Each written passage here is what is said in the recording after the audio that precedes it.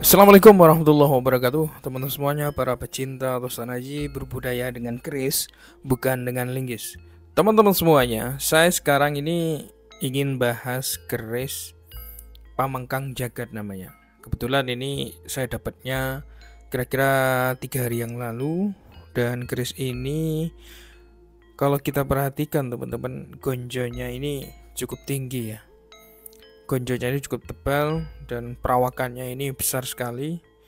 Saya menduga bahwa keris ini termasuk Tangguh Tuban Jenggolo, teman-teman.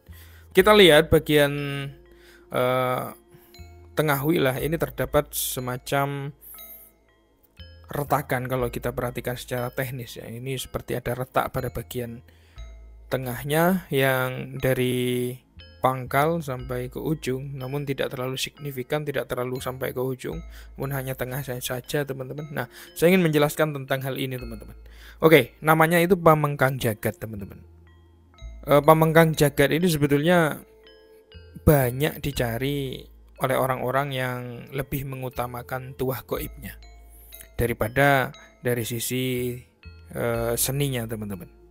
Di kalangan masyarakat perkerisan, keris Pamengkang Jagat itu dikenal memiliki daya magis yang lebih kuat dibandingkan dengan keris-keris yang normal atau yang tidak cacat, teman-teman.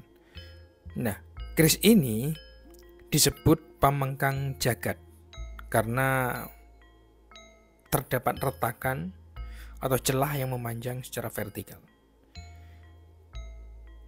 Retakan atau celah pada bagian keris Pamengkang Jagat ini itu terjadi bukan karena disengaja lah ya, melainkan karena ada kesalahan dalam proses pembuatannya. Jadi retakan ini itu muncul karena pada saat proses pembuatan saton suhunya itu kurang tinggi, sehingga ada bagian dari besi dan bahan pamor atau lapisan logamnya yang tidak menempel atau tidak menyatu dengan sempurna. Nah, maka dari itu, teman-teman semuanya, hal tersebut baru diketahui setelah bilah keris itu selesai dibuat. Namun di kalangan keraton ya juga menganggap keris Pamengkang Jagat itu keris yang tidak baik memang untuk dimiliki karena ada kesalahan dalam proses pembuatannya. Tapi anehnya, di kalangan luar keraton justru banyak yang menganggap jika keris Pamengkang Jagat itu bertuah baik. Bahkan bukan hanya di Nusantara saja, teman-teman, bukan hanya di Indonesia saja keris ini disukai, tapi juga disukai oleh para pecinta keris yang ada di Malaysia maupun ada yang ada di Brunei, contohnya Singapura ya. Jadi lalu bagaimana ceritanya keris yang merupakan produk gagal ini justru dianggap baik gitu.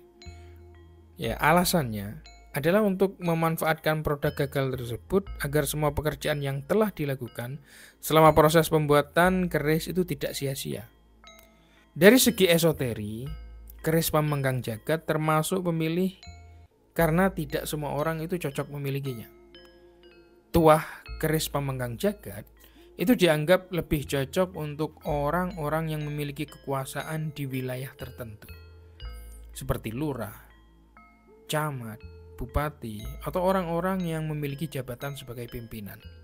Bahkan teman-teman, saya itu pernah berdiskusi dengan seorang sejarawan kalau di zaman dulu itu era-era Majapahit bahkan sampai ke era Mataram Islam ya, Pamengkang Jagat itu sering digunakan oleh masyarakat sebagai keris yang diambil tuahnya ketika seorang itu memiliki sengketa tanah dengan lawannya. Jadi konon memang keris ini ditancapkan di area tanah yang bersengketa itu dengan harapan dia memenangkan sengketa. Nah, ini cerita yang menurut saya tidak bisa kita sepelekan begitu saja karena ini fenomena di kalangan masyarakat dulu, teman-teman. Bahkan sampai saat ini ada yang masih percaya dengan hal seperti itu. Nah, ini tidak bisa dipungkiri karena memang keris itu selain dari nilai seni, itu terdapat juga nilai-nilai esoteri atau spiritualnya. Oke, terima kasih teman-teman semuanya. Apa yang saya jelaskan mudah-mudahan bermanfaat sebagai referensi ilmu pertasan aja di Nusantara ini. Wassalamualaikum warahmatullahi wabarakatuh. Salam budaya.